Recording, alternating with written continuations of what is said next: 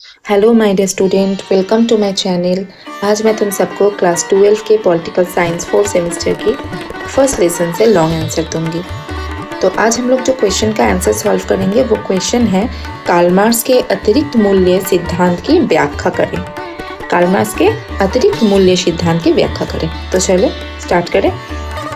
Marks ने अपनी कृति Das Kapital में अतिरिक्त मूल्य का सिद्धांत प्रतिपादित किया।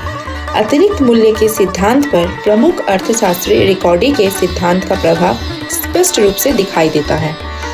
मार्क्स के अनुसार अतिरिक्त मूल्य वस्तुओं के विनिमय मूल्य और श्रमिकों द्वारा प्राप्त मजदूरी में अंतर है। मार्क्स का कथन है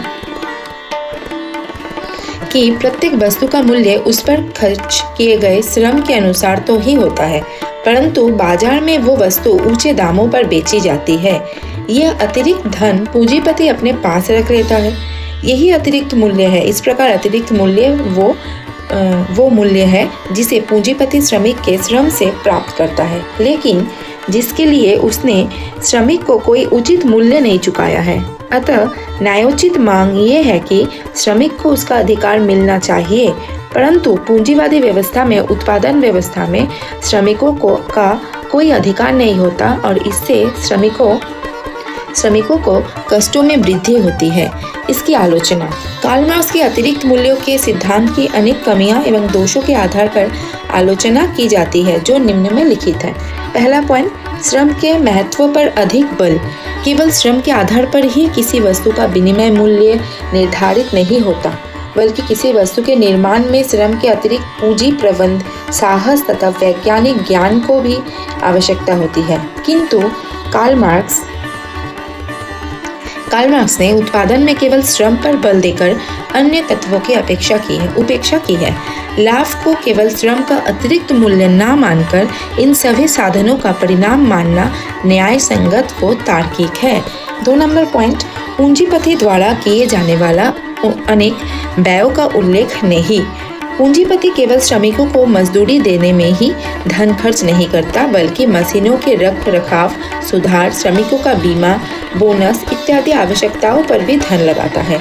इन समस्त व्ययों की पूर्ति पूंजीवादी द्वारा मार्क्स के कथित अतिरिक्त मूल्य में से ही की जाती है, जिसका उल्लेख मार्क्स ने नहीं किया। 3 नंबर पॉइंट, मानसिक श्रम का अवहेलना। मार्क्स ने मानसिक श्रम की अवहेलना की है और केवल शारीरिक श्रम को ही श्रम माना है, जबकि व्यवहारिक दृष्टि से देखा जाए तो वस्तुओं के उत्पादन में उद्योगपति तथा प्रबंधकों के मानसिक श्रम का भी योगदान रहता है। वे तकनीकी ज्ञान, प्रबंधन और व्यवसाय कुशलता, विज्ञापन इत्यादि वस्तुओं की बिक्री हेतु बाजार उपलब्ध कराते हैं, जो शारीरिक श्रम की अपेक्षा कई अधिक महत्वपूर्ण है। केवल विनिमय मूल्य पर आधारित। मार्क्स का अतिरिक्त मूल्य का सिद्धांत केवल विनिमय मूल्य पर आधारित है। इसमें वस्तु की उपयोगिता का कोई महत्व नहीं है। वास्तव में विनिमय मूल्य भी उपयोग मूल्य पर निर्भर करता है। यदि कोई वस्तु मानव की आवश्यकता की पूरी नहीं करती तो उसका लाभ पुण्य विनिमय मूल्य नहीं होता। नेक्स्ट पॉइंट है क्रांति पर विशेष बल। इस सिद्धांत का मूल्य उद्देश्य प्रत्येक स्थिति में श्रमिकों को पूंजीपतियों का विरोध करने की प्रेरणा देना तथा वर्ग संघर्ष द्वारा उन्हें क्रांति का रास्ता दिखाना है। इसीलिए क्वेरउहेंट ने लिखा है, ये मूल्य का सिद्धांत नहीं है, ये तो वास्तव में शोषण का सिद्धांत है। निष्कर्ष में आए, उपयुक्त आलोचनाओं के संदर्भ में अतिरिक्त मूल्य का सिद्धांत अमान्य हो गया है, लेकिन एक शोषण के सिद्धांत के रूप में ये आज भी इतना ही सही है जितना कि कार्ल मार्क्स के समय में था। फिर भी इस बात को मानना ही होगा कि श्रमिकों को उनका पारिश्रमिक नहीं मिलना और पूंजीपति शोषण करने के लिए अपराधी ही है। तो इसके साथ हम लोग का ये आंसर भी समाप्त हुआ। बाय।